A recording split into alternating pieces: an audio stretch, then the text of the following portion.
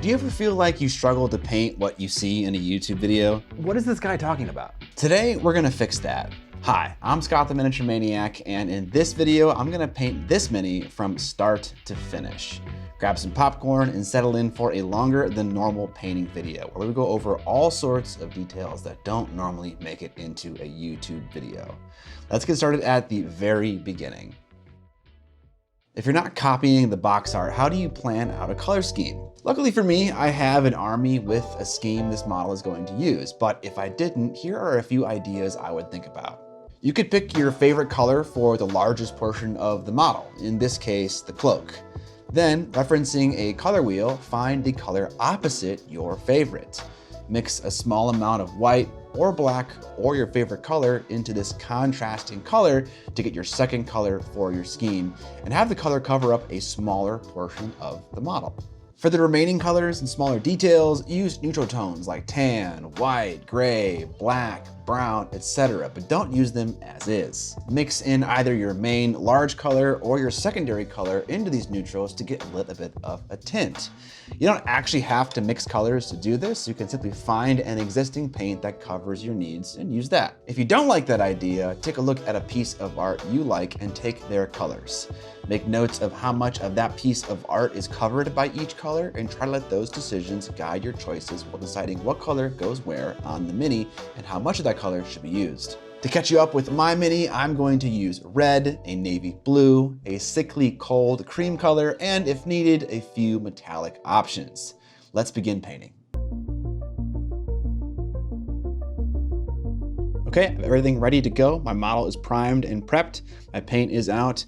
I have my palette nicely set up, and I'm gonna begin doing my first base coat. We'll do just a little bit of dilution from the water in my brush. I have a little puddle of water here on my palette, so I don't gotta constantly reach in my cup to get it. I'm not going to thin the whole thing. I'm just gonna thin a portion of it because I want to keep the rest of it nice and thick so that it doesn't dry as fast as the thin stuff. Thin to paint tends to dry faster than thick paint. Now you may notice in my face cam that I'm a little low on the table, and the reason for that is just so I can get the model closer to my face so I can have a nice straight back. If the table is down low, then I have to crane over the model and it just gets uncomfortable. So I put my desk on a sit stand pair of legs, and that allows me to raise it up when I paint and put it down when I'm doing something like, say, assembly or something that doesn't require the desk to be high and for the model to be in my face. As far as color selection goes here, like I said earlier, I have a sickly cream color in my scheme, so it's kind of a lighter color, and that is the color that I picked for the top half of this dude. Compositionally, when it comes to like color placement, I think that's not something people talk about a lot or enough.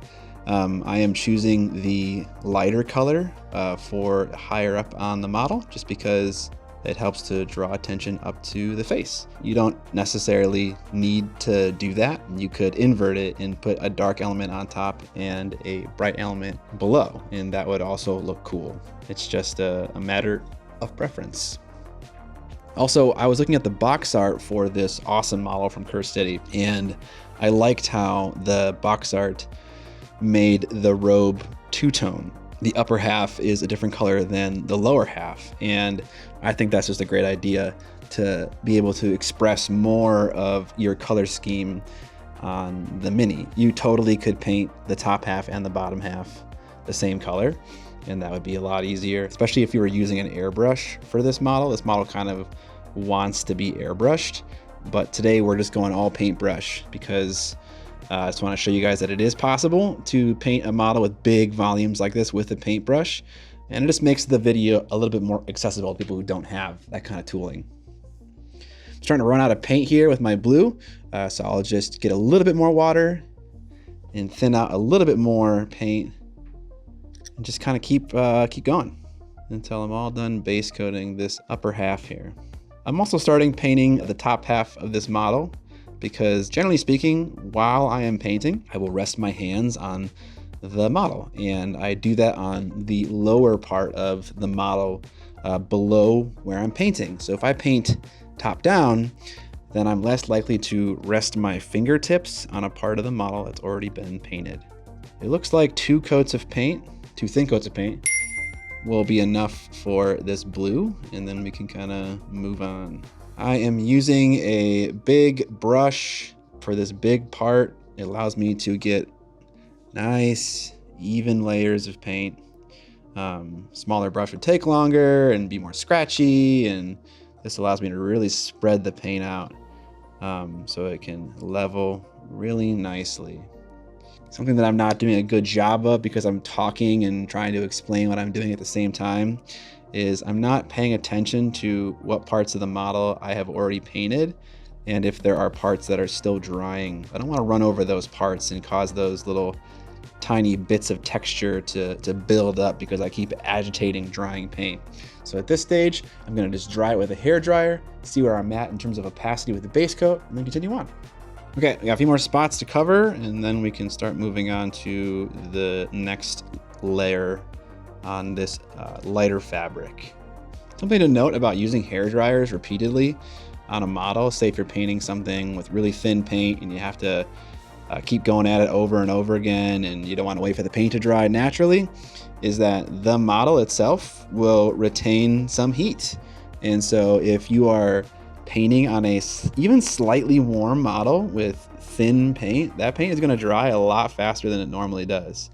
And you know, sometimes as a painter, you can kind of get used to what paint you're using and understand its properties, one of those being dry time and how long you can agitate a paint while it's still wet before it starts to build up texture.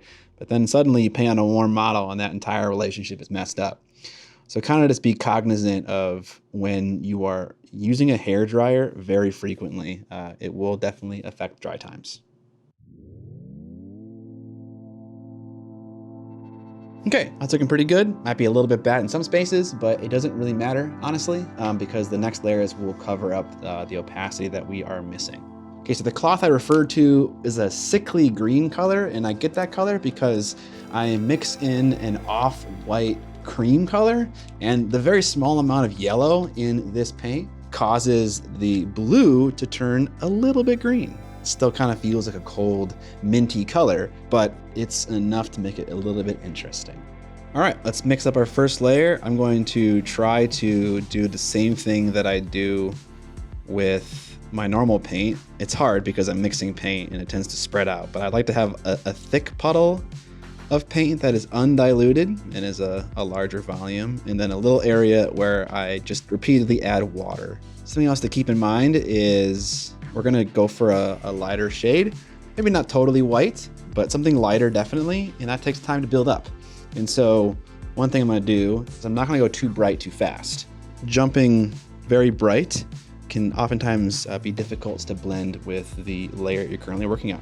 If anyone is curious, the brush that I am using right now is from PK Pro. It is a Green Line MC1, whatever that means. I am simply using it because they gave it to me. I did not buy it with my money.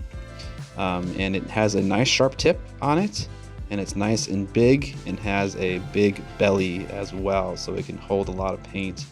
I'm not gonna worry about blending right now. I just kind of want to get paint in the right spots. And what is the right spot? That is a constant question that I'm trying to figure out how to best describe to beginners and honestly everyone.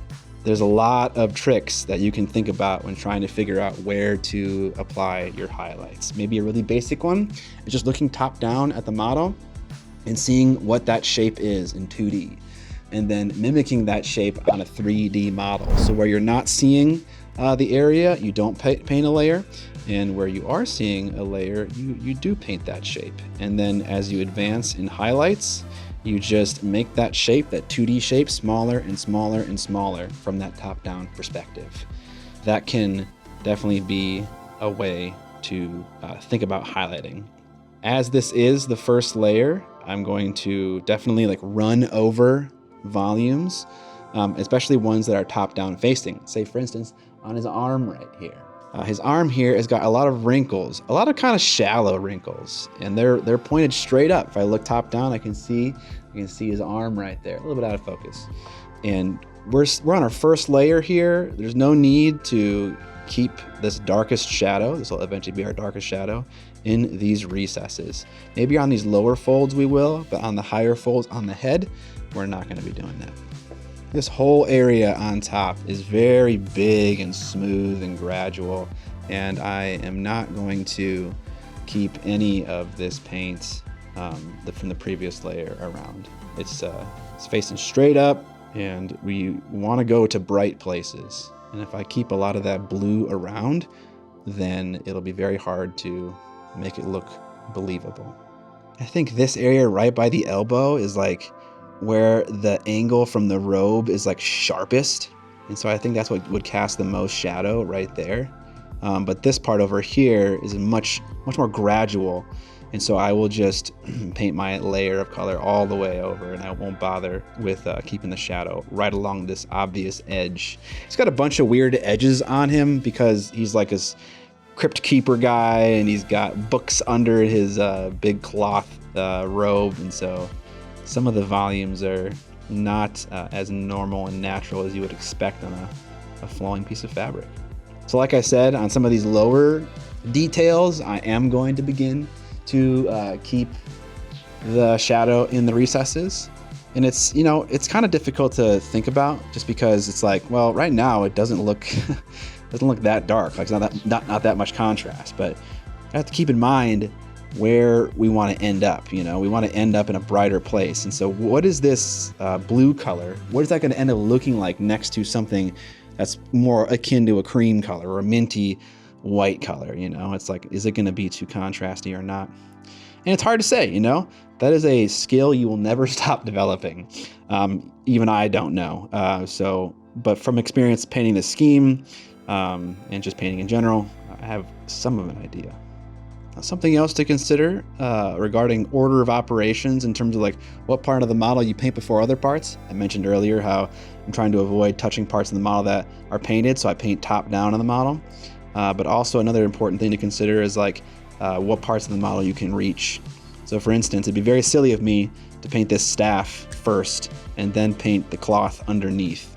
I'm gonna ace his hands and his books and his beard and his staff quite a bit, trying to reach inside to paint the inner parts of this robe. And so I'm gonna choose to focus on that first so that I can minimize my mistakes on areas that don't matter.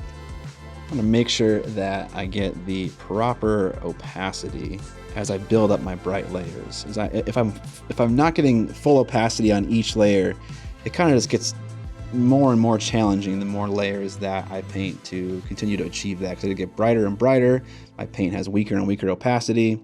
So I just want to make sure that at least where it matters, like on the very top of this model and stuff like that, I am achieving full opacity with this mixed layer of paint that I have. I'm pretty good about that. I'll let it dry, and then we'll mix a little bit more of this cream into this blue and continue on. If you guys like this kind of detailed painting instruction, I actually make painting courses. Myself and other painters as well will go over gross detail of a paint job. But the only difference between this video and the courses that I'm referring to is that they not only talk about the painting at length like I'm doing here, but they also talk for a long time about the techniques required to do what I'm doing. And so they're comprehensive. So when I say I'm using glazing right here, there's instruction that talks about glazing and also other deeper and less spoken about topics. So if you need this kind of instruction, definitely check out those things. I'll have a link down in the description below. You can also buy the miniature that is included with the course at the same time, and you can save 20 bucks when you combo those two things together. All right, I'm gonna mix my next layer. I don't really care, honestly, about preserving this last layer of color that I used. If I need to get access to a previous layer that I don't have the color for, I'll just mix it again and it'll be close enough. I don't really need to have each individual layer of paint. Personally, you can do whatever you want. You might be seeing me going back and forth here with colors. I'm not trying to like hit some color that I have in my head. I just want more paint. The more paint I have, the slower it will take to dry. You can also begin to see that the paint in my brush and on my palette, maybe you can't see because, you know, YouTube and compression, but it is starting to get more and more sickly. It's getting green, and the more of this tan color that I mix in, the more it will turn a lovely green sagey kind of color. And honestly, the majority of the like highlight placement thinking is done with. I have laid down my foundational layer, and now what I'm going to do is I'm going to start just replicating that lighting logic, or whatever you want to call it, those decisions, with just smaller layers of brighter and brighter color. There are some unique moments that will require me to highlight differently, but for the most part, I'm establishing something and I'm just going to follow it. You may also notice me kind of like scratching at the model to get something of a transition early on. And that helps too, to kind of blend. You don't literally need to blend the colors with like wet blending or glazing to get a transition. You can also simply blend a transition visually with blurring and fuzzing of textures and stuff like that. I think we're kind of getting to a place that I like in terms of a color. Like we're not done yet, but we're getting closer to what I think is the ending color. And so now I feel okay about leaving some of these arm wrinkles behind with this lighter blue color. Now we have to start making some choices about this big volume on his back here. Choices insofar as like, where do we stop applying the bright color? Like, am I really gonna paint the bright color like all the way down his back? Like, probably not. One thing about miniature painting is that big fat blends look cool, and I got a big fat surface, and so I just want a nice big blend across that surface. And the question is like, you know, where does the color start? Like each layer, where do you begin and end those layers? And that is a hard question to answer, but a way you can kind of think about it is, well, what do I want this material to look like? Like what color? Do I want it to look blue? Do I want it to look green? Do I want it to look, like in my case, a cream color or a white color or something akin to that? Basically, the majority of the surface should be colored by tones that look similar to the color you're trying to achieve, which sounds stupid, but like when you start leveling up your painting and you begin, you know, using funky colors for shading and highlighting, it's really easy to lose track of that and have what color you're painting end up not looking like what you wanted it to look like. For instance, trying to shade a white color with a fun tone, like say red or green, and then all of a sudden, instead of it being white, it looks sage or pink or whatever it is. So just keep that in mind when you're, you know, doing your layers of paint. You just want to cover up a lot of the model with paints that look similar to your end goal. Keep some of those fun colors in the transition, of course, but don't go crazy with them. They will make the thing you're painting look like not the color you're going for. So that being said, with an end goal of a brighter cream color, I'm still going to paint a large portion of this back with this color. And I'm also, again, not super worried about trying to blend out my transitions just yet. I do want to come up short, you know. I can see where his fabric kind of bends across whatever book or something he has under his robe here. It's right here. Here, I'll paint the line so you can see it specifically. It's right there. That sharp edge, you know, in the world of miniature painting, should have an edge highlight on it. It just helps the viewer to see where certain details begin and end. And so I do want to have an edge highlight on it. But I don't want to paint all the way up to that edge. Because again, I want some of that blue to stick around. I want to create a nice fun transition. So I'll stop short of it. And eventually I'll blend that hard stop. You know, it looks a little awkward right now, but the more layers I paint, it'll begin to soften. Acrylic paint is just naturally translucent. When it's watered down, even more so. I'm not going to focus on blending right now. It's a little too early for that. applying more layers of paint, making sure I get full opacity. There are some areas where I am messing up, maybe where I'm like getting paint in a recess where I don't mean to. I'm not the kind of painter who like immediately backtracks to fix those problems. This process is kind of long, you know, painting this big long cloak, and I am very likely to mess up again. And so I'd rather just save the fixing for later. I don't need to fix every little thing the moment it occurs. I'm using really thin paint right now, and again, I'm doing some like scratchy lines here. I just wiped my paint on my thumb there, and I'm gonna just do some more of this. I don't care if I have a sharp tip here. The wider brush actually helps to get a nice fan to hit a wider area at once. Every once in a while, you want to just dip your brush in your paintbrush cup and really clean it out. I have my cup filled way too high. You really just need enough water in your cup to cover the ferrule of the paint. When you dip your cup and it goes all the way like up to here, you accumulate so much water on your brush, and then that water droplet will slide down and overthin your paint. So really just dip your brush as far as the ferrule, and that's pretty much all you need to do. I'm worried about this dark color right here being too dark when all is said and done, but we'll cross that bridge when we get there. Right now, I am painting with fairly thin paint. I don't have a specific goal at the exact moment. I'm just trying to take stock of the situation. I can see some areas like right here, like behind his like knife and stuff. It's a little bit kind of crappy. And so I can kind of come in here with some of this thinner paint and brush toward the layer that I'm currently applying, just to begin to develop a transition for these colors. Some methods for blending fix the problem right away, or they're much faster. Like say, just hitting this area with an airbrush would like really quickly produce a result that looks good. And then other methods, like what I'm doing right here, are a little bit more challenging. They just take a little bit longer. That's okay. We're chill. We're zen right now. We're just having a fun time painting. I'm gonna snap this beard off, guaranteed. I don't like how much of the blue is left behind on the side of this guy's sleeve. Originally, I thought that, okay, the sleeve is kind of bending out at the bottom, so I'll make it brighter here and darker right up there. But what I'm feeling is that if I leave too much dark blue, or not a dark blue, but a mid-tone blue, it's gonna be too dark for when I get to that white spot. So I'm just gonna paint over more so that when you're looking at the front of this model, the cloth feels brighter, more of that blue is covered up.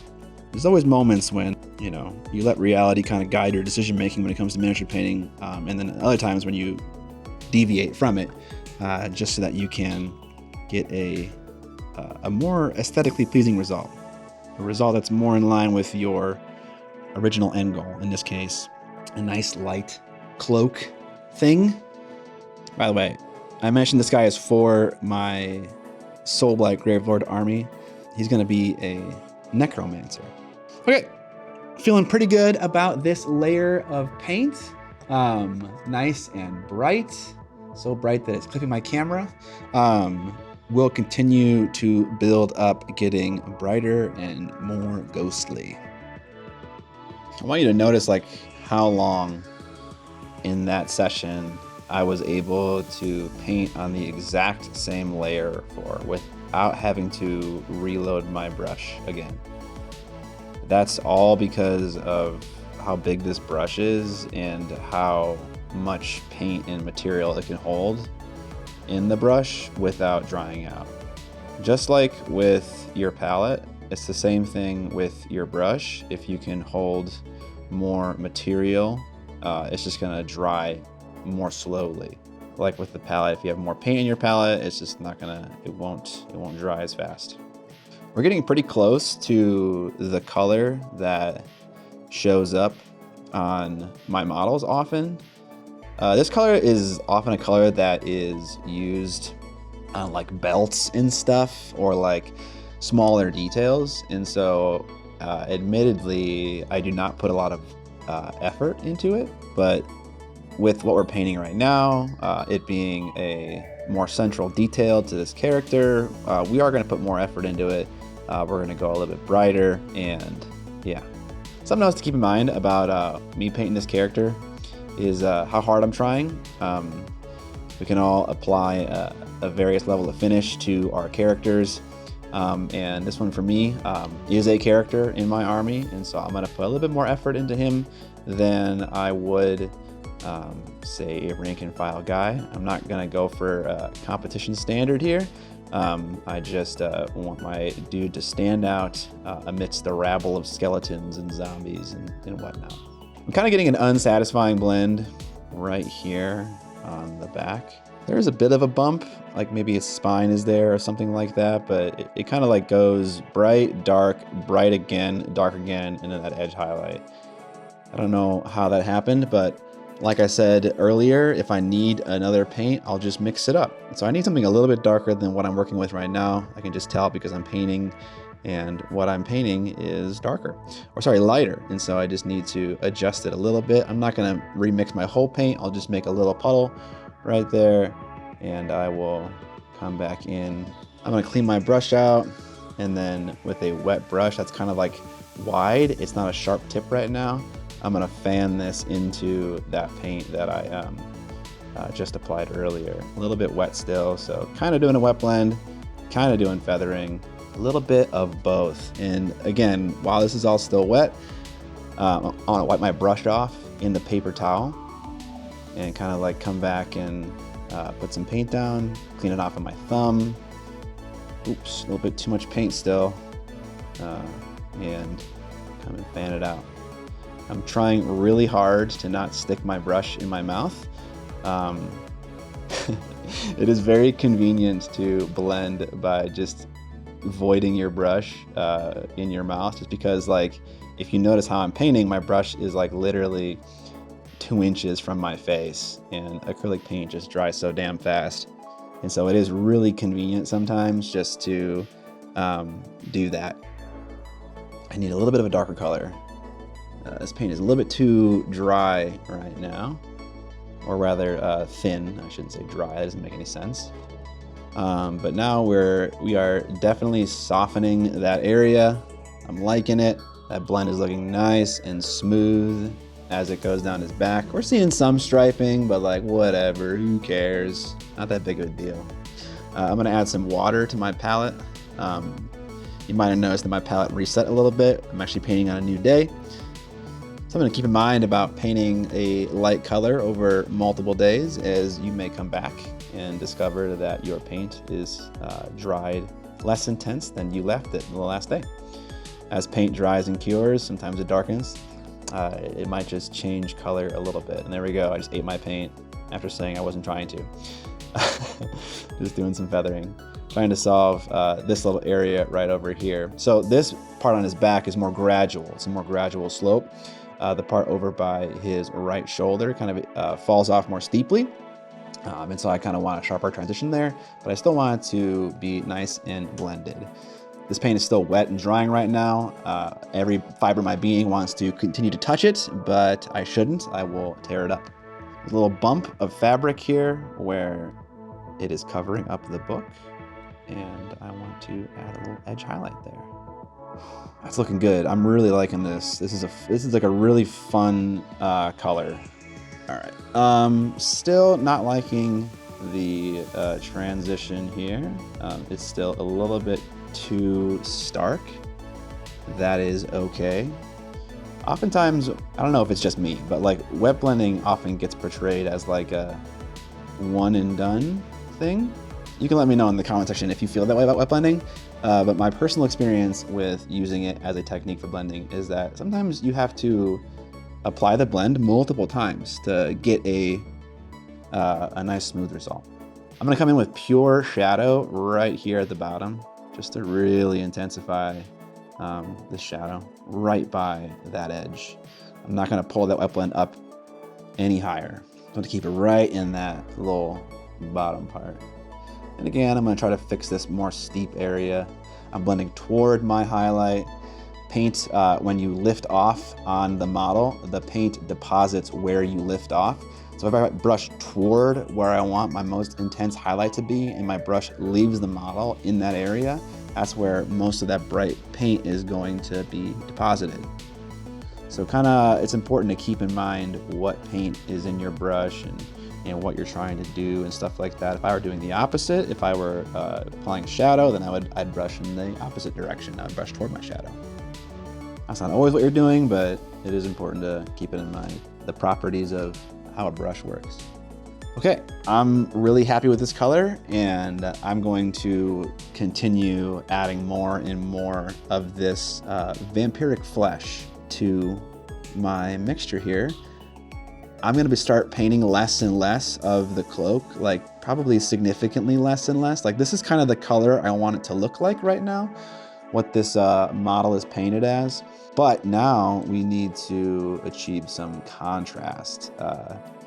Not that I don't think it has enough contrast right now, but we can do even more and kind of give it that character treatment, you know, just that little bit of extra oomph. The thing about adding that final bit of oomph is that you really don't need to apply an aggressive layer of paint. If you could describe this as a percentage, we're covering up maybe like 15 to 20% of the model's cloak, whereas our base coat initially was 100. Just that small amount of bump in contrast will do so much for the visual of the whole thing. It really is kind of crazy how much it alters the look. And I think after this layer is done, we will do one just tiny, bright little highlight. I'm kind of applying scratchy layers here, just because, you know, it kind of fits the character of this guy. You know, he's kind of a necromancer or wise old spellcaster. He probably doesn't care much about the clothing that he's wearing. And so part of that is going to come through in the texture of the clothing. I'm also going to do a little bit of weathering on the cloak, add a little bit of dirt and grime to the lower parts of his cloak. Maybe some blood splatter, you know, if he's dealing with bodies and zombies and cadavers and whatnot, he probably gets a little bit gunked up. So we'll probably do that. Effects like that also can distract from maybe some blending errors and areas where you didn't care to put as much effort in. I'm starting to notice that the highlight that I'm applying right now maybe is a little bit too intense. Where I want it to show up most is on this hood and head and stuff, and it's just a little bit too strong, I think. Also, I'm kind of massacring the shoulder here, unfortunately. That's okay though. So I want to pull this highlight down. I want the full head to be, oops. I want the full head to be surrounded by a nice bright highlight. Ooh, I can see some more of that hood that I kind of missed right in here. Make sure I get all of it. Okay, now that the paint is drying a little bit, it's I think it's not as big of a deal. I will grab some of my previous layer though that I did preserve, just to kind of maybe soften this a little bit, that transition. I add a little bit of water as well, just to kind of make the paint more dilute. One thing that's a little bit confusing sometimes about using diluted paint is that it like applies so opaquely, but it ends up drying way more translucent. It's happening. It looks like it's intense, but I know when it dries, it will be less intense. Something to keep in mind. Just like bright paint, you know, getting less intense overnight, it's the same thing. When this paint dries, even just right now, it'll be less intense. This cloak has a lot of small details on it, a lot of little rips and tatters, and I could do little edge highlights for every single one of them, for every layer I do, but I prefer just to wait until the end and then hit those little tiny spots with my brightest highlight or one of my brightest highlights. I don't feel the need to waste my time. They're so small that it's not possible to get like a transition on those elements. It's just going to be one color, so might as well save it for the end. Again, I was working on this nice smooth blend here.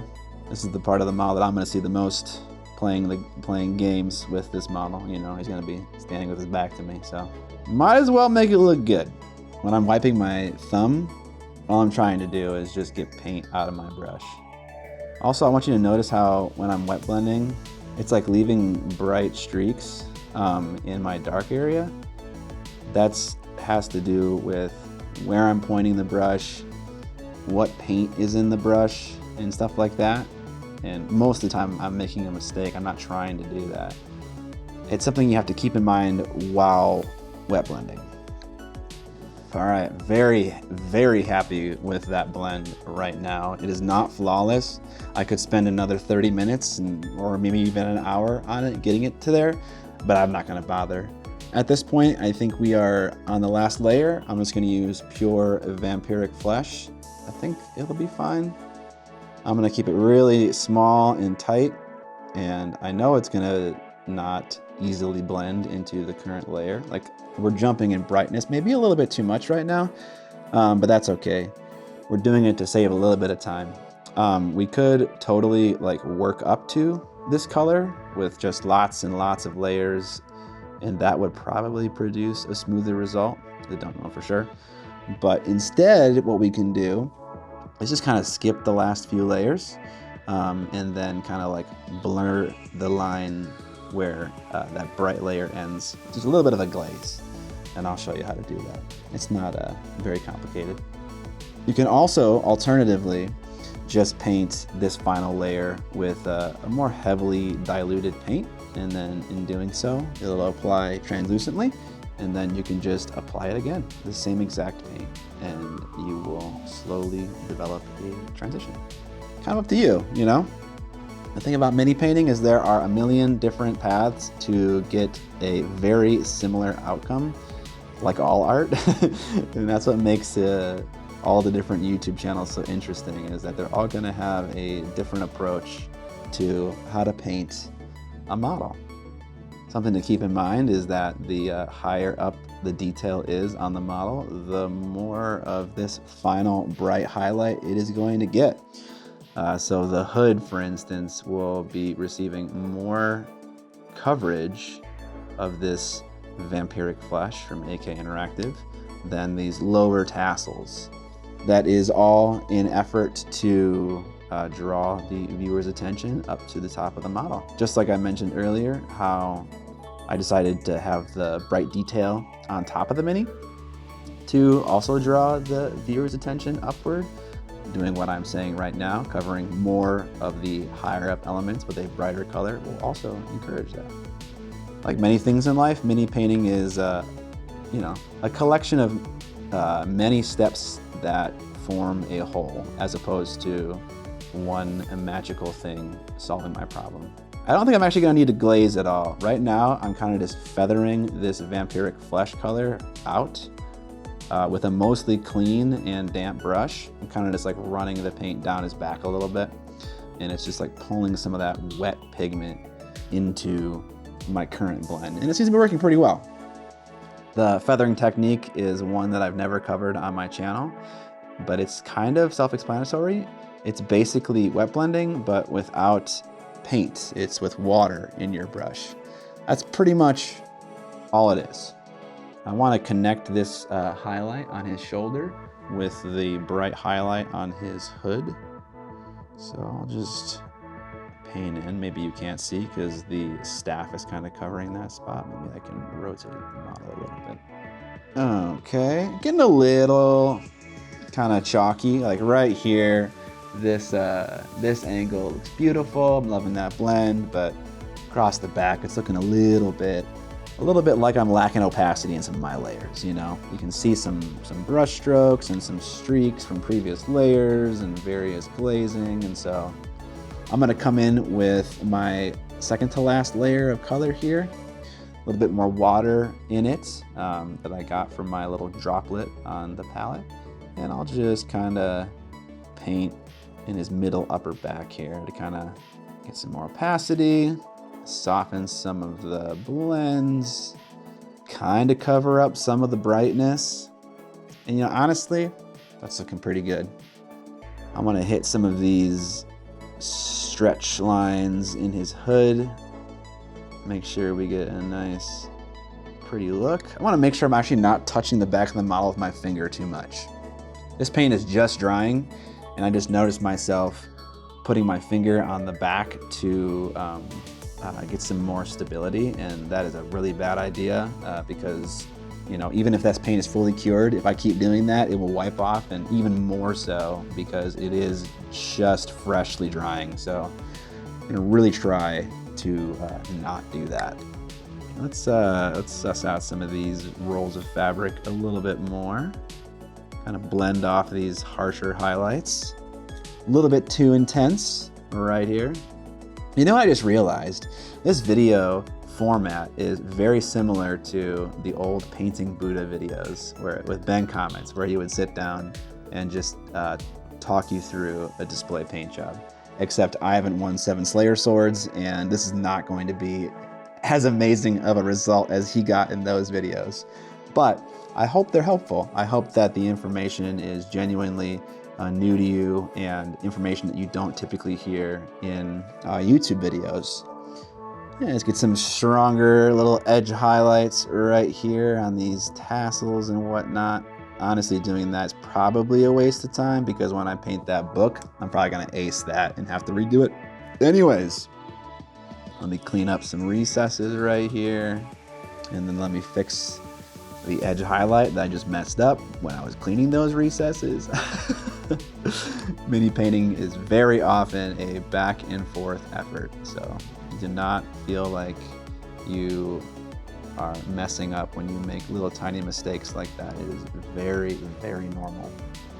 All right, now, like I said earlier, let's hit up some of these tiny little holes in the fabric, which is a nice little pop of color right at the bottom. Get some edge highlights here on these lower tassels, not because it's necessarily realistic, but just because it looks cool. Gives a little bit more definition to those parts. We don't want to go overboard. I kind of went a little overboard, honestly. I just wanted nice little crisp edge highlights, and instead I was just kind of brushing like a maniac. So try to not do that. But this is looking great. I'm loving this color, and I think I'm ready to move on and add in a new color to see what it's gonna look and feel like.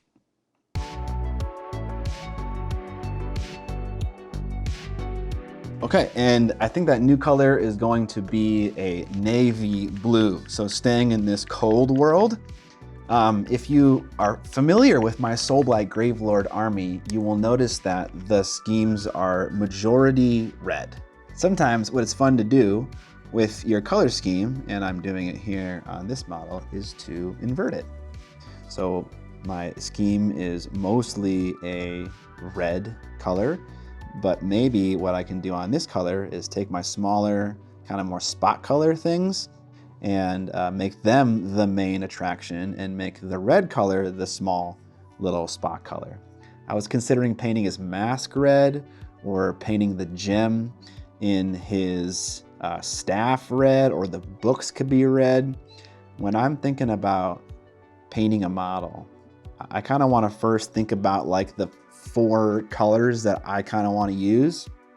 And then I kind of just ask, okay, where can I use these colors on this model? Like, how can I distribute my scheme across this figure to create a pleasing look? And there aren't really rules for that. It really is a matter of personal opinion, but that's what I'm doing right now. I have the scheme for my Soulblight Gravelords in my head. I know what all the tones are, and I'm kind of like just painting this model in my head and then, you know, giving it a shot in real life and seeing what I think about it. This detail is lower on the model. It also recedes into the model, like it's behind his staff and long wispy beard and stuff like that. And so we certainly don't need to put as much effort into this as we did the top half.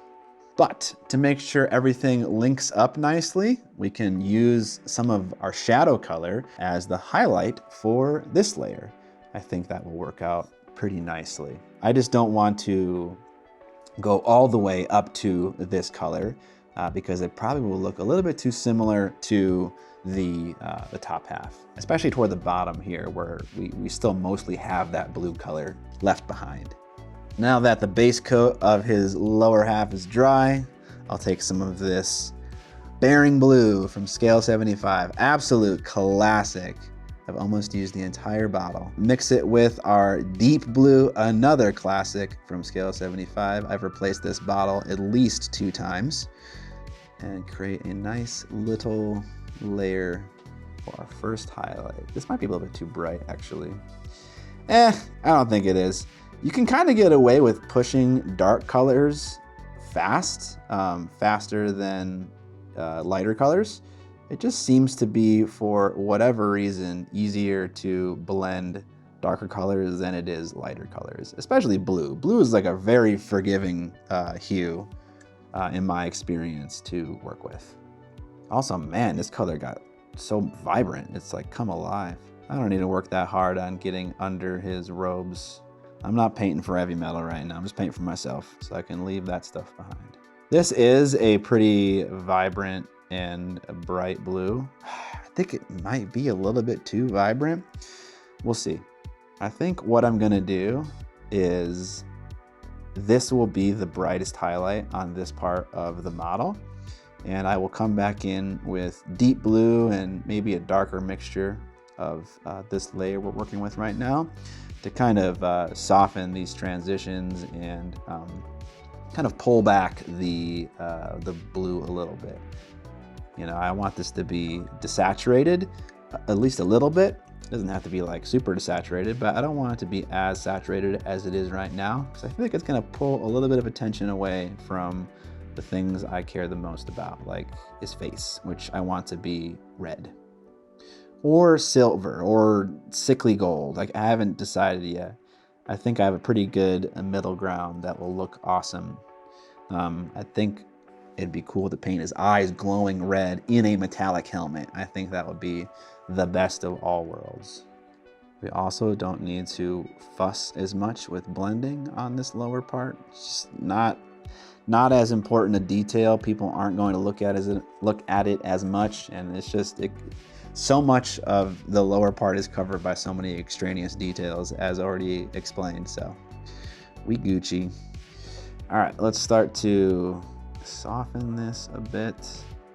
A lot of beginner painters might ask the question if it's a worthwhile effort to subassemble this miniature so that you can reach all the parts you want to reach and get nice layers of paint on them. And I would say it is only ever worth doing that if you are going to paint for specifically probably the Golden Demon painting competition, because people in that competition, the judges, tend to look for errors to separate people, to determine who is eliminated and who's not eliminated. And so in that case, you would want every part of the model to be flawless. But in the case of me painting literally anything else, and probably even for some competitions, I would not bother with subassembly. It makes the painting procedure such a faff because you have to consider so many different details with the model unassembled. Okay, it's looking pretty good. Maybe we bump up the highlight a little bit right by his waist. Maybe like do a little kind of scratchy, stipply look to kind of, again, visually blur that divide between one layer and the next. It doesn't always have to be smooth blends. You can also achieve a blend through other means as well. Oh man. I feel like we're pretty much done with this part of the model, honestly. It's looking pretty good already. And the part that maybe isn't looking so great, I really can't see it at all. It's so blocked, and also the color is so dark that it is obscured a lot. Let me do a little highlight on this tattered part. Yeah, no, that's done. Wow, okay, that was super quick. Okay, 80% of the model is painted already, which is amazing. Now we have to do some of the smaller details. So let me just take a quick break to think about my plan.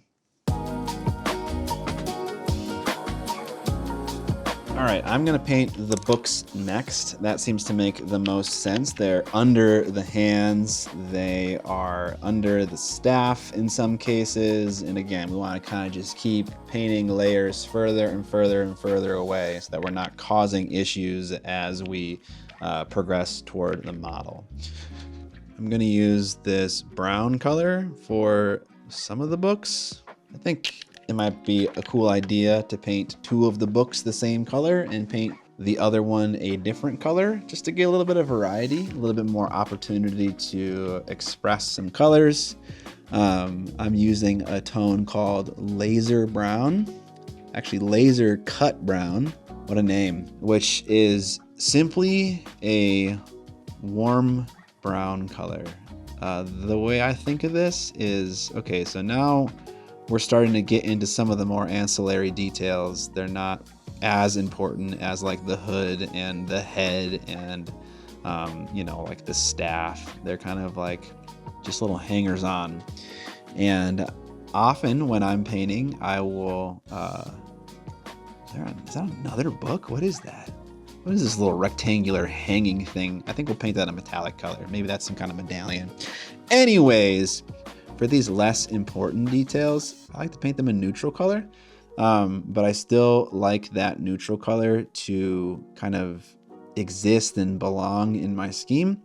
A warm brown color is basically red with black mixed into it. And so I think having this warm brown color as part of my scheme will kind of help to make the red feel like it belongs more, or it'll make it feel like it doesn't stick out as much, if that makes any sense. If everything on this model is cold except for the helmet, it'll stick out so much, and that might possibly be what you want. It kind of depends. That's not what I want.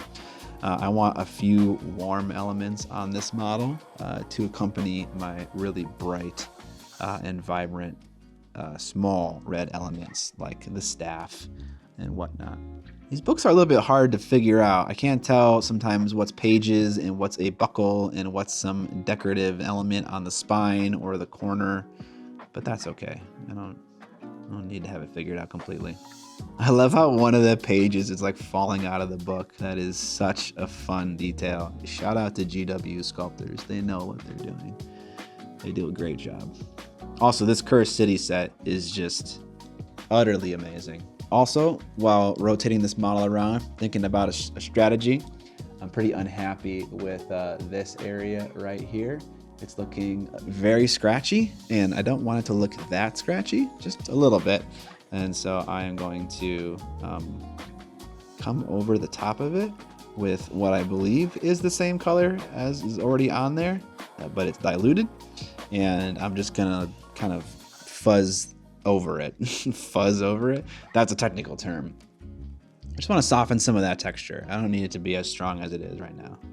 And while that paint is still wet, I'll come back with my brightest highlight, which is only a little bit brighter than that like diluted paint I just put on top, and do a tiny amount of wet blending. What I'm doing right now is like probably not necessary, and there's probably a lot of people that wouldn't bother with this. So you can skip those kinds of things at your leisure. Even though we are painting these books a warmer color, and it'll get a little bit warmer too as I add some highlights to it. I also want to kind of mesh it with the rest of the model, and I'm going to do that by applying a simple wash here of Drakenhof Nightshade, a blue wash from GW that I use so very often. Probably my favorite wash from them, honestly. And this is going to end up sinking into all these fun little book details and just making it that much more cold, you know? It's going to be a nice recess shade for all the details. Maybe I should have painted the gold elements first and then washed everything. That was a mistake. I should have done that. This is why it's important to sometimes think about what you want to do. All right, I got out another red color from TT Combat, Laser Cut Brown, also from TT Combat.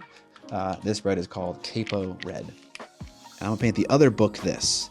Again, this is all just like in an attempt to make my more vibrant and red elements that I plan to do later kind of feel like they have a spot in the scheme and belong. Probably also could wash this in Drakenhof Nightshade. I really didn't think about this. One of the reasons that I also chose TT Combat for the books is because I knew I was going to wash them. And TT Combat dries a little bit more satin than the paints that I currently have out, that being Chimera, Scale 75, and AK Interactive.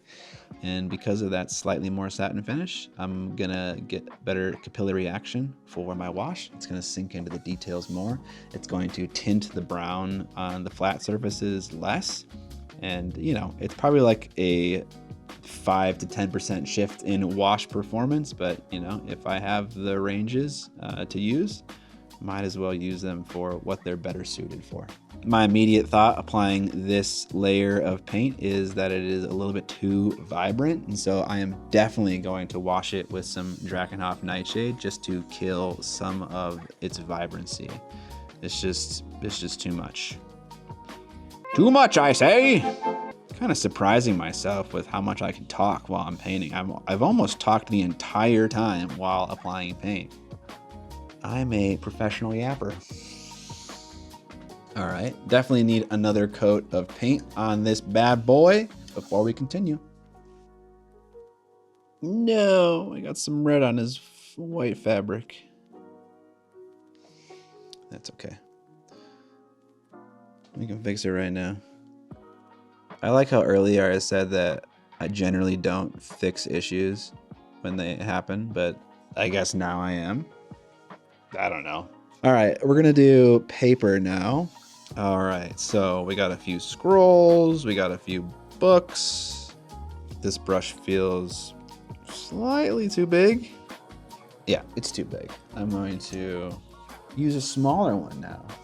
Okay, we have switched over to a Raphael 8404 size 0, the OG brush, the brush that I recommended at the very beginning of my YouTube channel. Still using it to this day. Unfortunately, it is so much harder to find, and if you do find it, it is so expensive, like 20 bucks for a brush. I will say that if you take care of it, they can last months, so like 20 bucks seems pretty insignificant when you think about that, but still, it's just sad because it used to be like $14 or $12 and it's almost doubled in price. On some of the larger brushes, they're even more expensive, you know, mid-20s. I don't like how similar the parchment feels to the cloak, just because the details are so close together. And so I think what I'll do is I will wash them with a different color to tint the cream to make it feel different than his hood and upper cloth part. We definitely got to add some scroll work writing to the page that's falling out of his book. I think that will look so good. The sculpt kind of doesn't differentiate well where the pages of this particular book end and where like the collar of his hood begins. And so I'm gonna have to do that later with paint. You know, it's a minor thing. That always helps to, you know, make the paint job crispier and cleaner looking if you can divvy up those details nicely. Another good idea that I'm not doing right now necessarily is I probably could have used a different cream color for these pages. Sometimes when you just switch up the paint, it can help a lot just to separate some, you know, some minor neutral colored things. I'm gonna hit this with a hair dryer just because I don't know what's dry and what's not dry, and I really don't want to tear up drying cream colored paint. And I think we're gonna just do a bunch of little base coats for a skosh here because I want to wash all of these elements at the same time. I kind of jumped the gun there with the books. There are a lot of details that probably should have gotten that Drakenhof Nightshade wash. And so we'll just slow down a little bit and make sure we get some nice base coats on some of these other smaller elements and then give them all a wash. This book on his left side, our right side, has some belts on it that keep it nice and strapped down. Instead of asking the question, what color is a belt? Obviously it's black or brown, you know? The better question, in my opinion, to ask is what colors do I have on my palette and in my scheme right now that I can use to better support my color choices? And I think in my situation, this rusty or crimson red color is definitely it. You know, sometimes, like, let's say you have two books on a model, or two details are the same that are on the left and right side of a model, and you paint them two different colors. Something about that choice in my head just seems obvious and stupid and takes me out of the artistic effort of a paint job. However, if you marry them together with a choice like this, now they feel like they are distinct but still the same and existing in the same world, you know? I don't know why, but yeah, these little choices are like the ones that I think are really important when it comes to making a paint scheme feel really cohesive. This scroll has 2 layers of belts on it, one that is lower and one that is higher. Again, to marry this detail to the other ones, I will paint the lower belt the red color, and I will paint the more protruding belt the brown color. And all of these little separate details will start to feel like one cohesive thing that is supporting the whole. This big, awesome necromancer. He's not big, he's thin and frail. You know what I mean, though. Now, let's do some gold and silver. I'm gonna pull both of them out right now, and we will just go back and forth painting them. I love Necro Gold from Scale 75 that we're using right now. Gold in the hobby has a tendency to only be painted warm for whatever reason. And Necro Gold is just this sickly, nasty gold color. And I think that's way more interesting, especially on an army of undead things for my Soul Blight. So this is the color that I have chosen for my scheme.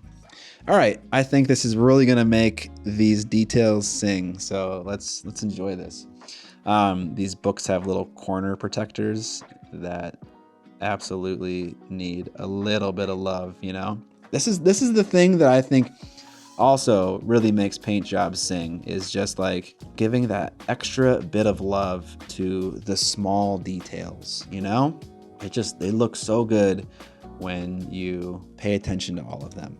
It seems like each book has like some kind of protective spine as well, and we'll just assume that those are also supposed to be gold, or they are metallic, I should say. I also want to paint the helmet gold too. I'm decided. This is also gonna make it look so good. I can just tell, because there's so much crap on this helmet right now from that first step, that once we clean up the visuals with a nice clean base coat, this will just look so sick. Yeah, dude. Yeah, dude. I love it. I want to make sure I don't paint every single metallic thing gold. I want there to be some, you know, some diversity. And so I'm leaving behind some things to let them be silver. Specifically like this little dangly bit right there, and some other smaller parts. All right, let's do some silver now. We'll do this little thing, whatever the hell it is. Whoa, this color is very blue. What is this? Natural steel? No way. Okay, I actually want to paint this buckle thing over here silver as well. And that should be it. Okay, before I do the wash step to kind of bring everything together, I want to make sure that the divide between where my pages end and where the book covers begin is like really clean, because I could tell while I was painting some of those corner protectors that I wasn't totally nailing it. And the detail is so shallow that I don't want to rely on a wash to bring that little recess out. I want to paint it.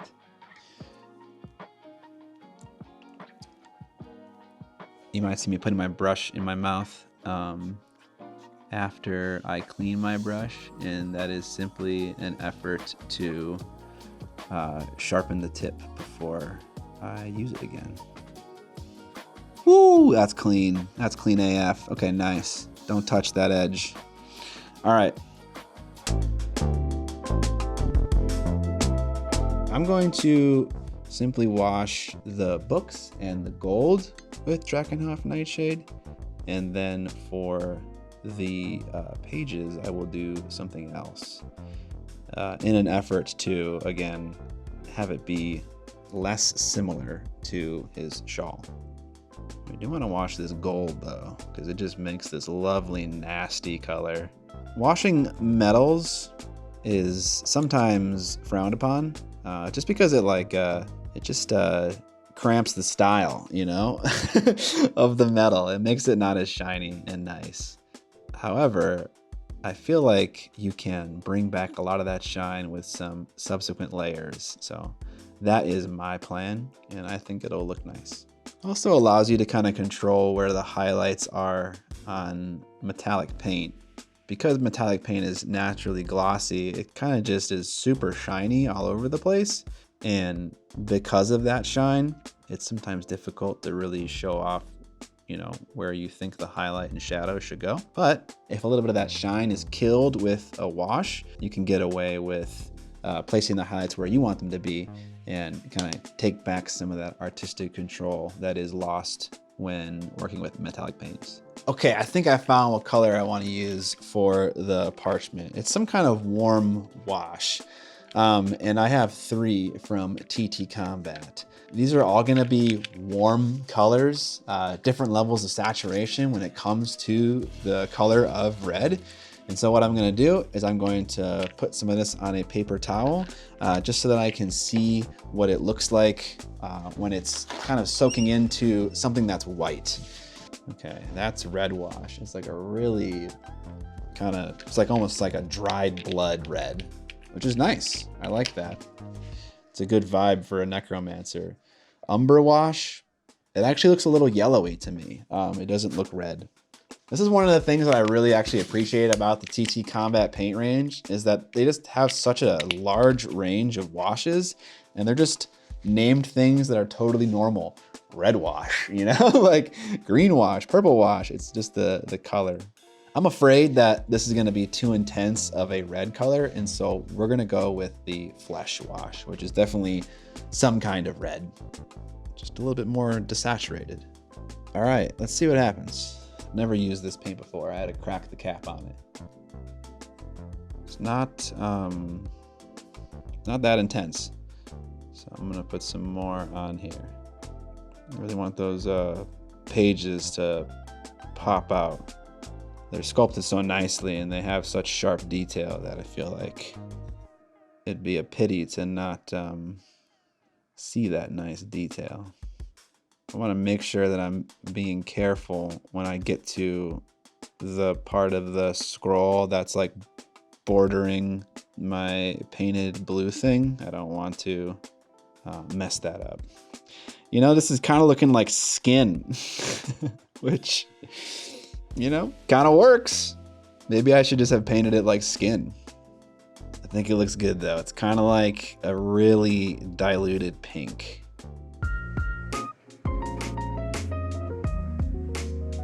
All right, with the wash dry, we're going to start to apply some layers of highlights to these various details like the books and the pages. And we'll start with the books. I'm going to, where I can, apply kind of a stripy, weathered highlight. There isn't a lot of the book covers showing to kind of show off this fun texture, but where there is some, we will take advantage of it. This is a pretty small detail, so we don't need to go too crazy with it. 1 to 2 highlights is more than enough to get the effect that we're after. Same for the red book. We'll apply some scratchy, dirty highlights. Like this book has been around for centuries. My paint feels a little sticky. It's not flowing off my brush a lot, and so I'm just gonna dab my brush in some water and thin out a small amount so it flows more nicely. Just trying to work around this fancy filigree detail, preserving as much of that kind of navy blue shadow from our wash as I can in the recesses. Okay, I got a little bit of skin tone here that I put on my palette. This is another TT Combat paint, White Knuckle Flesh. I tend to like to highlight warm colors with skin tone. I think it just increases the brightness in a way that's pleasant. And I think this would be probably the last highlight we do on all the books. This kind of mistake I just made where you get a very strong color on a light color like white or cream. Definitely a good mistake to fix right away because it takes a long time to build up opacity over a color like red with a color like cream or white. So if you can, and if you notice it happening, definitely get your brush wet, soak up all that paint that ended up where it shouldn't, and it'll be a lot easier than dealing with it later. I'm gonna use the side of my brush, a very common edge highlighting technique to hit this kind of filigree on the book. I could have painted it gold.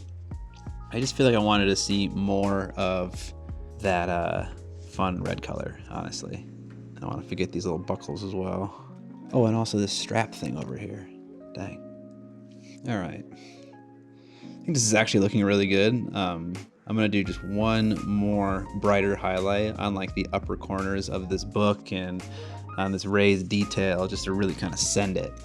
This is a detail, it's pretty close to his face and stuff like that, so not a bad thing to spend a little bit of extra time on just to kind of give it that one last oomph. All right, let's do the parchment now, and because the parchment is a light color and the wash stained it so much, I think we need an intermediary color to highlight up to. And so I'm gonna take some of the wash and I'm gonna mix it into my cream color to get a, more of a warm cream color to do some highlighting. This doesn't always work because oftentimes washes will just thin out a paint to the point of just not being usable, not opaque enough. But let's see if it works. It's okay if my highlights don't have an amazing opacity, just because, they're highlights. I'm trying to build up opacity over layers and layers. I don't really care if I'm a little bit translucent. It'll help with the blend. I don't really need to paint this color on the individual pages of the books, but on these larger surfaces, like on the scrolls and also on the page that's hanging out of the book, I think this is where this kind of intermediate color is probably most needed. All right, that's kind of it. Seems like this paint is drying out faster than the rest. We'll give it a little bit of water to give it some life, and then we'll hit up some of these pages with a scratchy, dotty, cream colored highlight. And it's interesting, we use this exact color on the shawl, but because we shaded it with a different color, it feels like a different color. But also at the same time, it still kind of marries the two parts together, the book and also the shawl, giving a little bit more cohesion to our paint scheme, or at least I like to think it does. All right, I'm gonna add some more highlights to the brown book covers as well. And I'm gonna do that same thing with a little bit of red and a little bit of skin tone as well. That was way too much red. Let's restart. Just a little bit of a rose color, just to kind of lift it up, keep it in this warm brown family. All right, and again, we want thin little stripy stripes, just to kind of build up that fun, ancient textbook texture. A little bit hard to do it on this book. Too much detail. Let's do one last little highlight here. There we go. Using the very, very end of my paintbrush, I'm using like the last 1 to 2 millimeters. I can get these really thin lines that look great. I'll do a little bit on the inside of the book too, just in case anyone's looking. Oh, I don't want to forget this as well, or this belt. Okay, now that I'm kind of approaching being done on some details here that are like bordering one another, for instance, like this red book and his sleeve, I'm gonna clean up some borders. I feel like borders are really important for having a nice clean result with mini painting. And so if there's like a little bit of that red book cover or a little bit of blue on the book or anything like that, now is a good time to clean them up because we're not going to be painting these details again. Both of them are done. And so we can focus on edge clarity, which then helps you see better where certain details begin and end.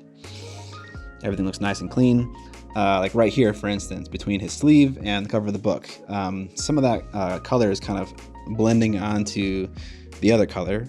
So I'm gonna take the shade we used on the book, which was navy blue, but I'm gonna take a paint version, not Drakenhof Nightshade, and I'm gonna just paint a nice little thin line in between those two things. I might even do it a second time here, just to separate the two details a little bit better. And that helps kind of see really what's going on here.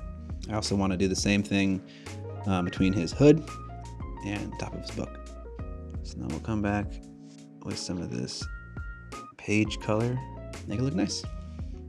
All right, let's work on some gold now. I want to put another gold on my palette, Peridot Alchemy, from the same range that Necro Gold comes from, the Scale 75 Metal and Alchemy line.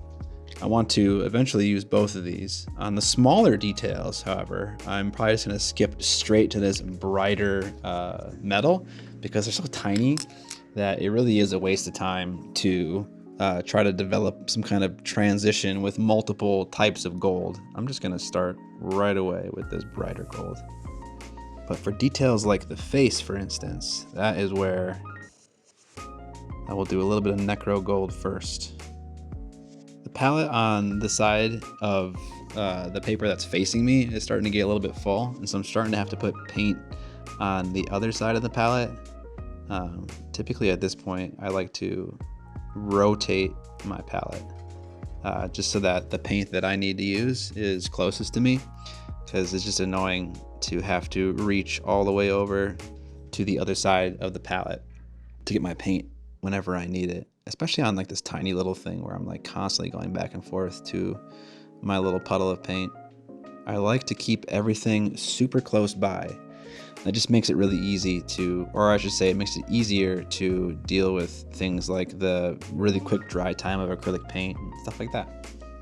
Okay, all right, back to the face mask and also back to using Necro Gold. Try to do a nice highlight to this mask, keeping behind some of that Drakenhof Nightshade that shows up in, you know, the typical spots that show up on a human face. This is a metal mask, but it has the features of a human face, so the temples sink in a little bit, the area above the brow sinks in a little bit, the cheekbones.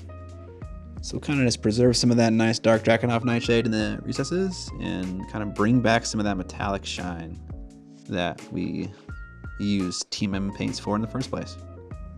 All right, that looks pretty good. And now we'll go on to Peridot Alchemy. This forehead is very round and it is a spherical shape and it is made out of metal.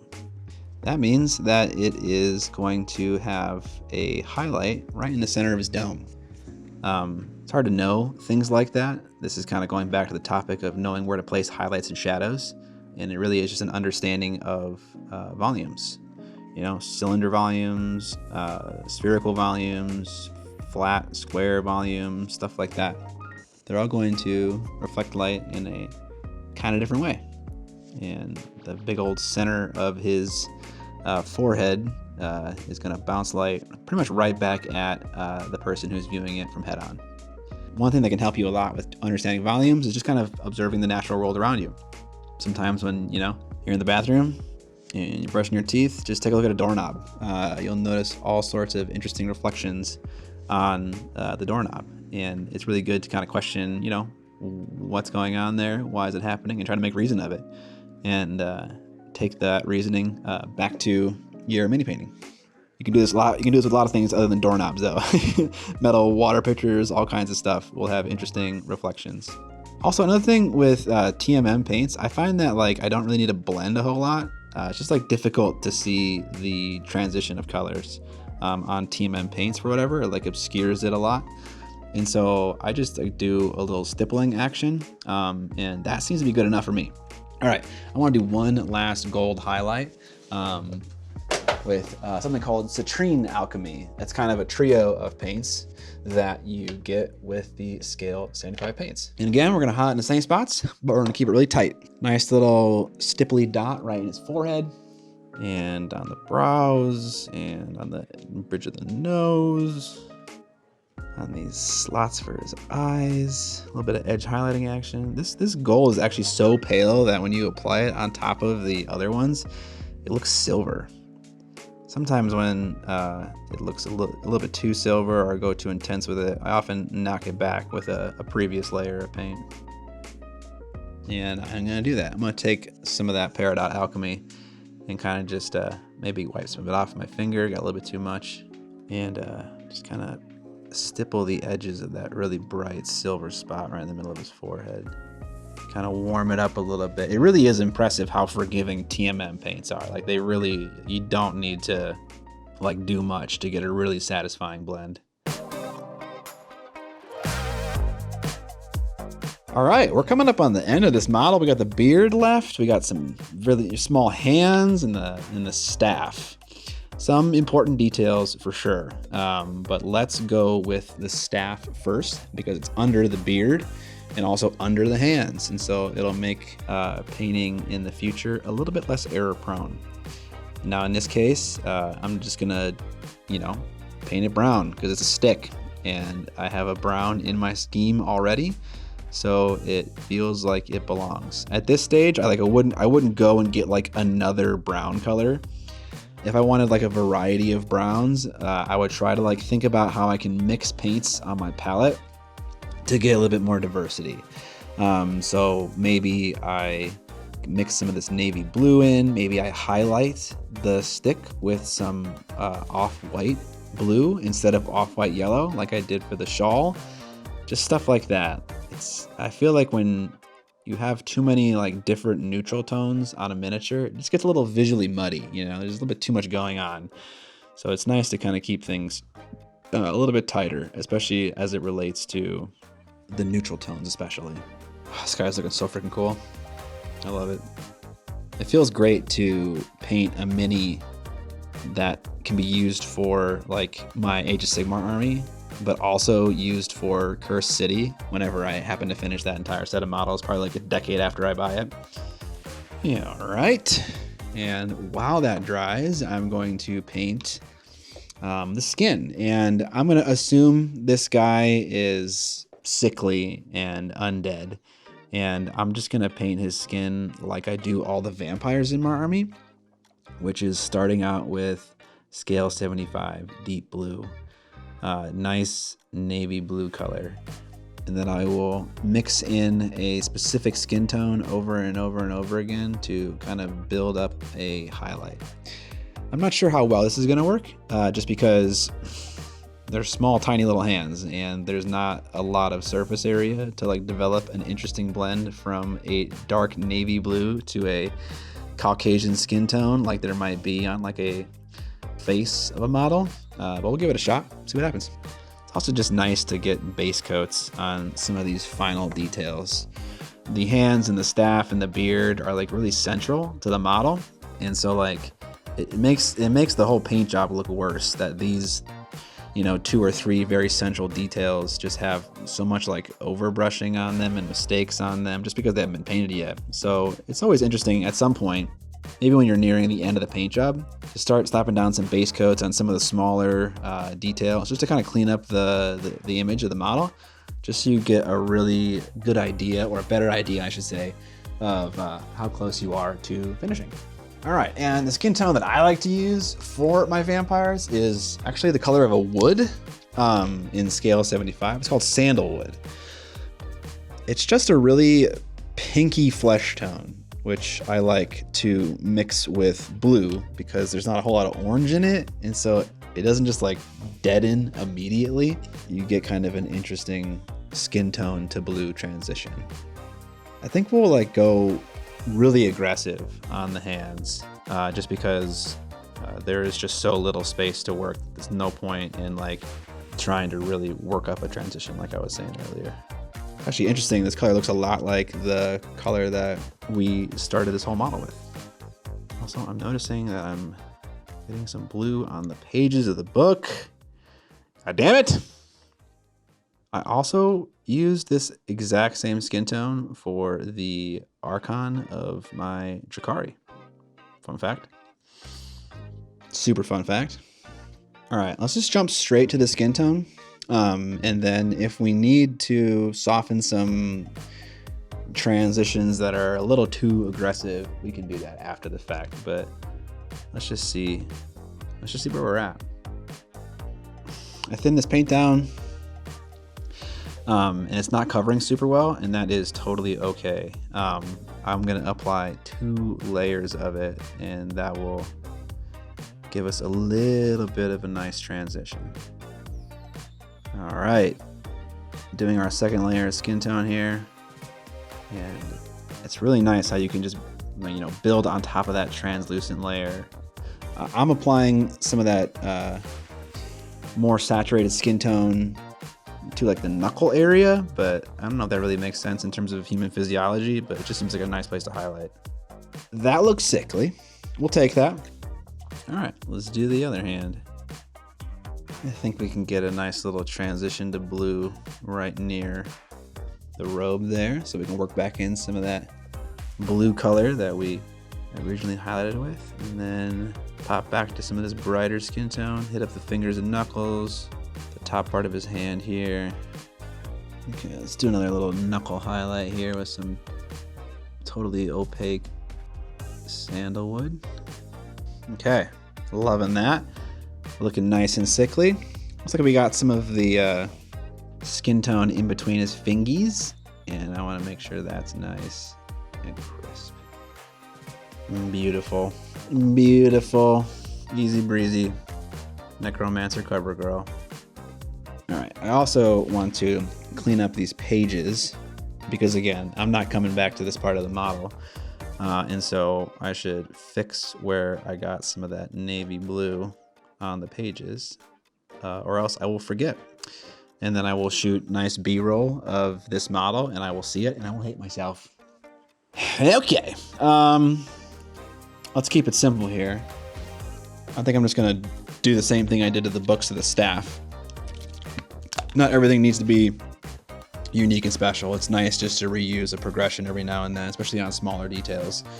Just because it makes it feel more like a paint scheme, you know, honestly. While I am painting kind of this detail that I already have like a plan for, I'm thinking about how to tackle the beard. The beard seems like an important thing.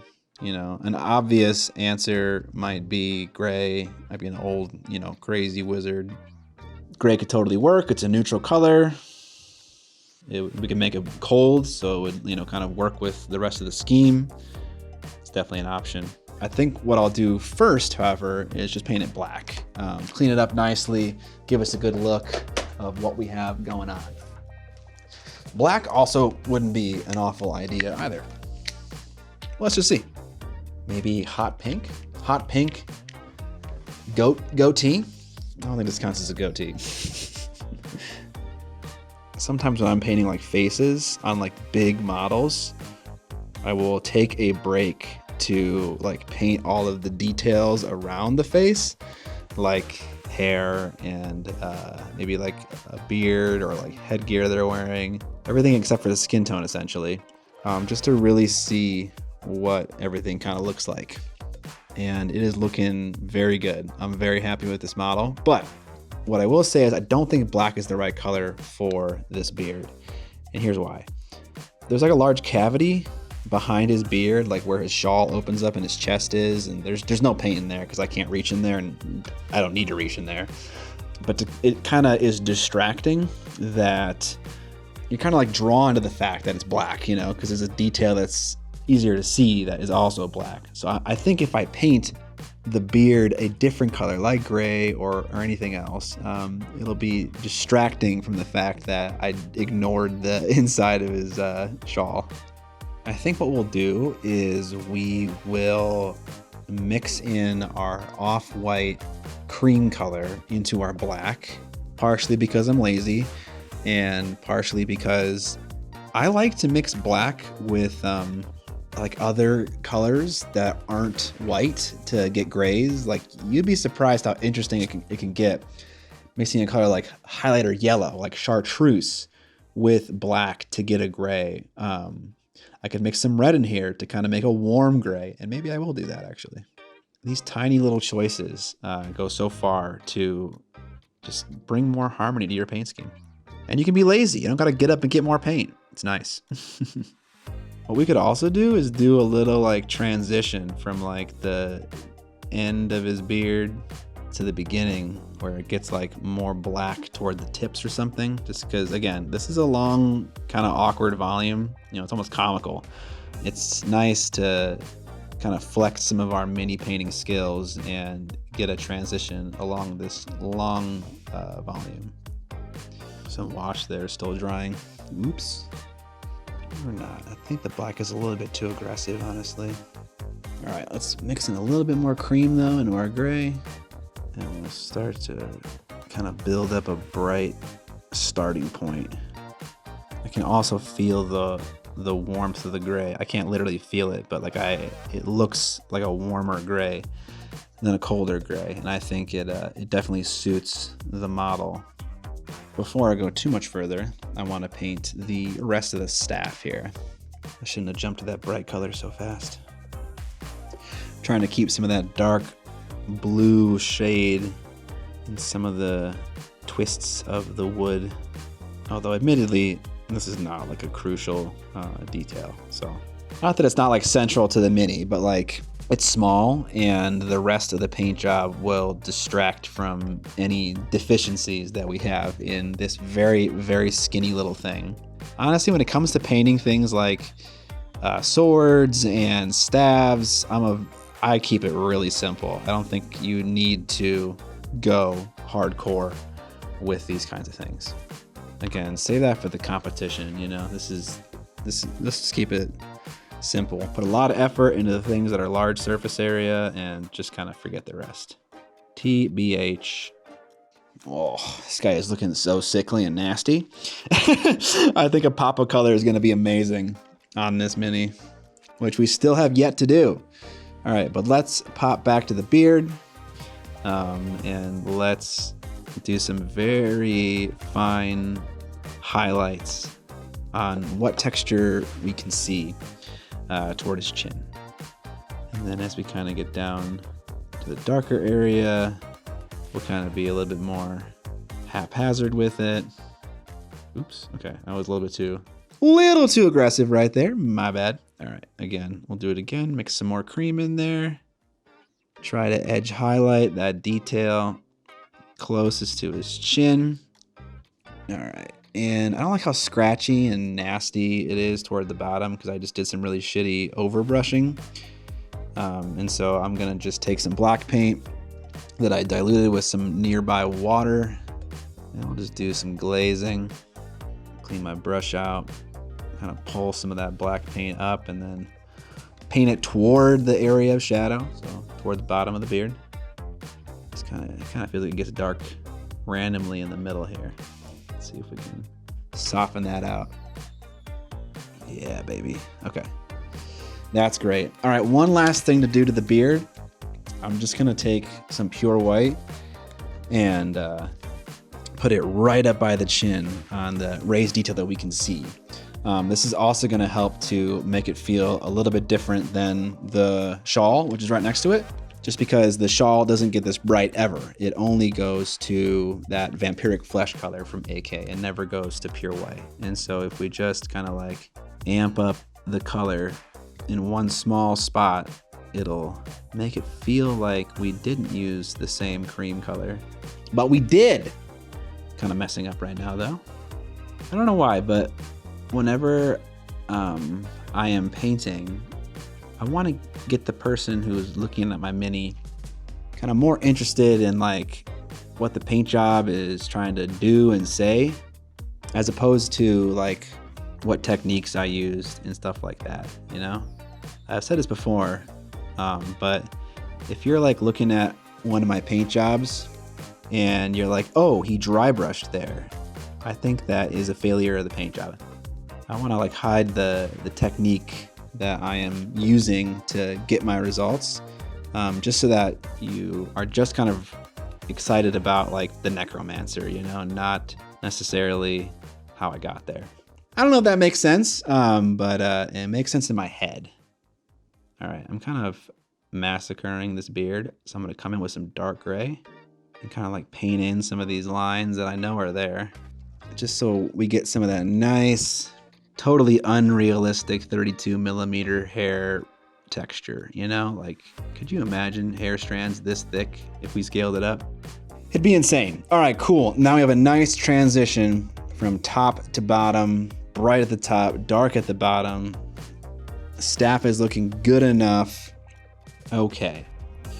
Now, to finish it off here, let's do some adjustments. I think the skin tone is looking a little scratchy, like I painted with paint that wasn't properly thinned, a little chunkage.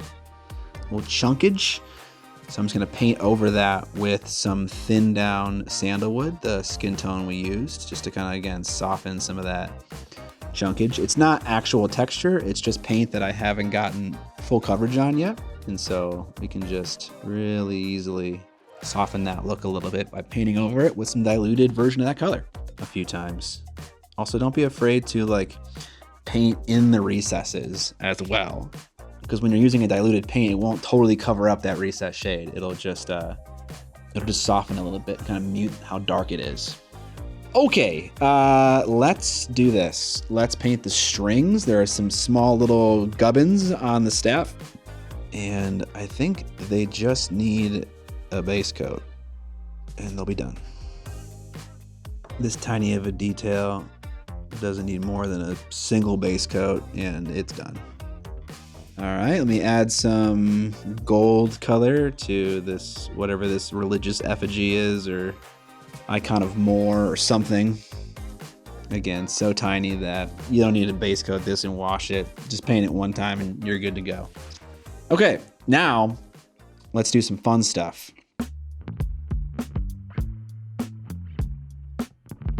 Let's do some writing on the paper. I'm actually gonna do that with this red color, because this red color kind of feels like dried blood, and that's what I would imagine this tome would be written in. Need a super thin, tiny little brush, and I'm just gonna do some little, kind of scribbles. I need a little bit more water in my brush. It's not wanting to play nice. Fun. Love that. And now let's add some bright red. So I have Chimera red here, lovely saturated red color. Another fantastic saturated red color you could use, because this paint tends to be hard to get, is Pyrrole red, bold Pyrrole red, I believe is what it's called, from Monument Hobbies. I will start with a base coat of this same kind of like crimson, dried blood color that we have been using to paint this like fun orb. And then I will highlight it mostly with that insane saturated red, just to really give it a kick in the ass. This model is like very desaturated. That was not something that I had planned in my head, but it works, I think. And it especially works with these last two steps we're gonna do. Give me 1 second. Earlier, I alluded to the idea of wanting to paint his eyeballs a certain color, and it's really difficult to do that when they're sunken in, like on a mask. And so the best way to do it is to fill them in with really whatever you want, but in my case, some kind of putty is best. Probably not Milliput, because Milliput is water soluble and we are using water-based acrylics, and so I don't want like the Milliput to like whatever, like dissolve away and like leak onto the rest of the face mask. I want something that's gonna stick where I put it, and that is something like green stuff, or in my case, I am using Tamiya epoxy putty, or quick type is what it's called. I don't need much at all. I need very little, in fact. And so I'm going to try to mix up as little as humanly possible. I could have done this earlier in the paint job. In fact, I knew I had to do this. But I wanted to do it later in the paint job to show you that there really is no risk in doing this, and you can paint straight on top of this before it cures. And the acrylic paint has enough flexibility in it to accommodate to any kind of shifting that the putty might do as it cures. No stress at all. So if you're painting a model and you kind of get the fun idea that you want to paint its eyeballs and it's like a skeleton or something with, you know, sunken in eyes, dude, just stuff some green stuff in there and get after it, son. All right, I can't find the sculpting tool that I need in the moment, so I'm just gonna use this airbrush needle. And I'm just gonna shove this quick type in there. Try to scrape away some of the crap that I don't need. I still want a little bit of a sunken eyeball. I don't want it to be like totally flush with like the brow and stuff like that, but I want it to be mostly filled. I also don't really care if I like scrape away some of the paint by his face. This was like so fast to paint that it won't matter. I can very easily paint it again and you won't even notice. So I'm just kind of like running my airbrush needle along the edges of the brow and along the, you know, the eyelid of the mask below and stuff like that. And that should be good. It really is crazy how like microscopic of an amount you need. Literally always mix more than I need. Unavoidable. Do it. Okay, I still want you to be able to see the border of where the eyes begin and end. And so what I'm gonna do first here is I'm gonna paint the socket in with a navy blue. It makes sense for the shading on the mask, and it makes sense for the shading on the red on the book and everywhere else. So it's a good universal shadow color for my particular army. Alrighty then, looks good, looks good. Let's just clean up the border a little bit. I went a little bit too low. Oh, okay, we need it to dry first. Give me a sec. All right, let me try that gold again now that the blue paint is not wet. Perfect. All right, I'm gonna hit it with some of that red we already used on the orb, trying to maintain some of that blue around the edge. Kind of messing up, but I don't think it really matters. It looks good anyways. Okay, now because the eyes are so freaking tiny, I can't really just like, I don't know, repaint over and over and over again the eyes with bright red. And so what I'll do is I will first hit that center part of his eye with some white, just to kind of like lift it up a bit. And then I will hit it with red. And that ensures that I don't have to keep coming back with red to kind of get the opacity I want. Ooh, he looks evil. Evil! Okay, I think we don't even need the full opacity chimera. I think if we just do a little bit of a thin thing here, it'll look good. Sometimes I blow on the model to dry stuff, and it really works well for small things like eyeballs. God damn, bro. Got the friggin' Grim Reaper up in here. I love it. He looks vicious. He is going to steal your soul. We could not have done that if we did not fill in the eyes. It would look so bad. I know, because I have tried. Okay, on the orb though, which is larger, and we have some more space to work, we'll just go straight to the chimera and make it nice and glowy.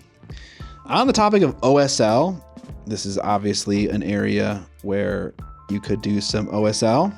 Personally, I just don't really care to do that on this model. Maybe it's cool. If I were to do that on this model, I'd probably just do a little bit of airbrushing and then call it a day. But I'm not gonna do that. I don't wanna do that. Let me just clean up some of this gold. This is supposed to be one of the good guys in Curse City? Crazy, bro. All right, just like with the eyeballs though, I think we are going to do a little bit of pink highlighting. We'll take some of this white and we'll mix it with our red, just to kind of get a little tiny highlight right in that money spot. I probably should have painted this first, because I can feel like I'm resting my thumb and my hand on the miniature that is largely painted. So I probably should have did this first. All right, that red paint is still a little bit wet. That's okay. A little bit of a wet blend. Bring back some of the Chimera red, kind of stab it around. Get some pure red, still with that Chimera paint in my brush, kind of dot it up here at the top. Oh yeah, love it. I don't need to do this on the backside of the ball because you won't see that in the video.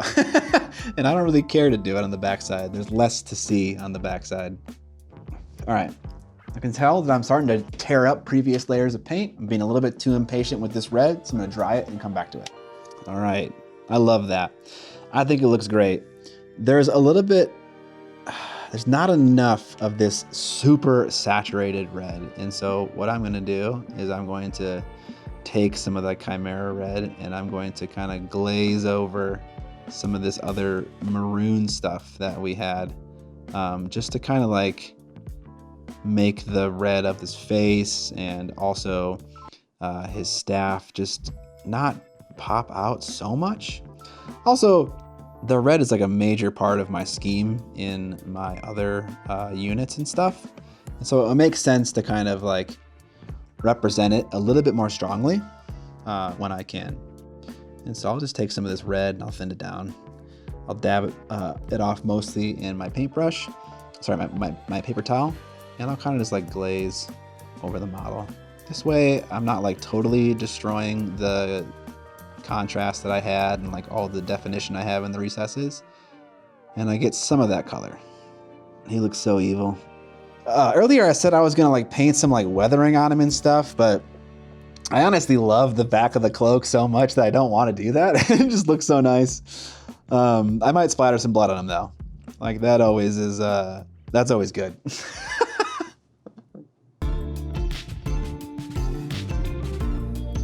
Let's quickly base coat the base so that this can start drying while we're doing our splattering.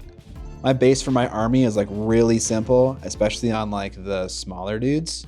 I just do some kind of dark brown and then I hit the whole thing with a mossy wash and then throw some tufts on that and call it a day.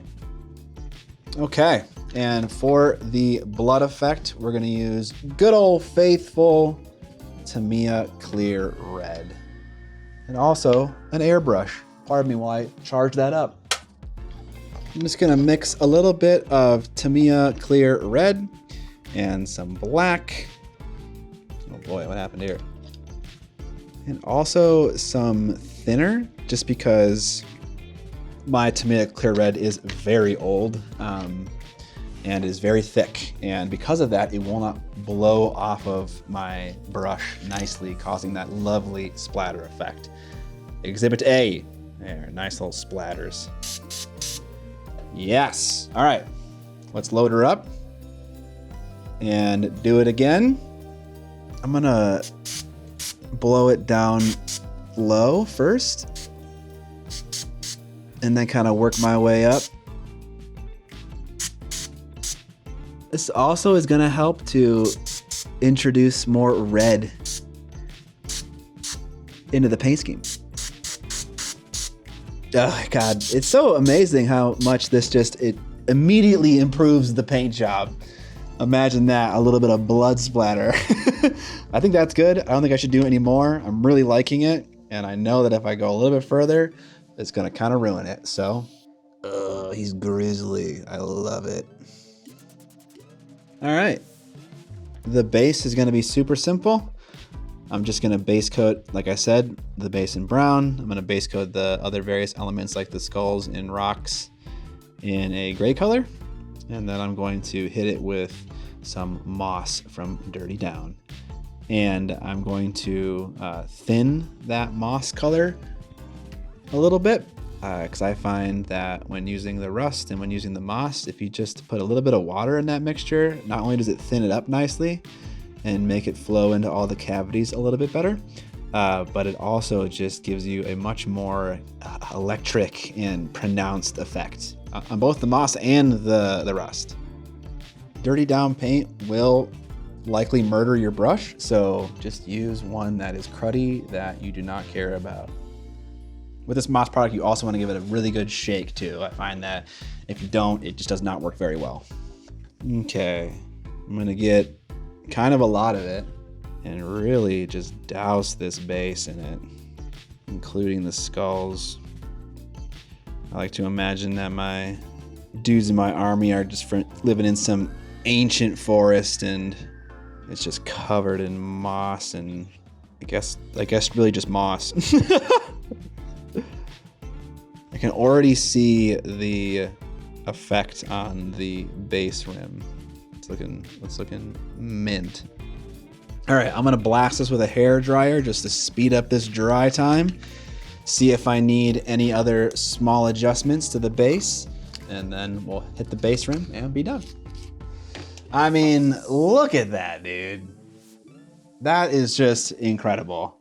It's gonna keep getting better and better. Honestly, I can see that there is still some wet wash that is not fully dried yet. I'm just gonna hit this skull a little bit with some gray, just to bring back some of that original color. Moss tends to grow where there's a lot of moisture, and moisture often collects in the recesses of things, not necessarily on the flats of things. Moss can still grow on the flat, but it is nice to have a little bit of diversity on the base and not have it just be entirely green. Also, if there are any problem areas, this stuff is great, and you can just take some water and dab it up and clean it right off. Like if I don't want it on the base rim, I can just wipe it right away. Or if I got some on his clothes somewhere where I don't want it, which I don't really care. Oops, that was too much, I think. Yeah, this looks super good. All right, like I said, I'm gonna toss a tuft or two on here. I'm gonna paint the base rim black and then we'll be done. Well, I've definitely done videos like this in the past where I show you how to paint a part of a model start to finish, and they're around 30 to 40 minutes long. I've never actually shown an entire paint job start to finish, and so I would love to know what you guys thought of this. Was it engaging from beginning to end? Was it helpful? Was it educational? I have no idea what the YouTube algorithm is gonna do with this long form video, but at the very least, I hope that it was helpful. I mean, that's honestly the biggest goal that I have, not necessarily to reach millions of people. If you guys like this video, I have another one similar to it linked at the end of it. Again, check out those courses that I make if you're into this kind of format and this kind of learning. Those courses will just feel like a leveled up version of this, and so you'll feel right at home. Thank you guys so much for hanging out all the way to the end of the video. If you want to support my channel, there are a bunch of ways to do that. Like I mentioned, the courses are a great way. Miniac.co is a great way to buy some of my models, some of my merch, some of my tools, like my cutting mat that you've been seeing throughout this video, and also my brush coffin that you can hold brushes in and other similar shaped tools. You can also find me on Patreon, which gets you access to my Discord server and other fun things. All those things are linked down in the description below. Subscribe or die! And most importantly, don't forget to...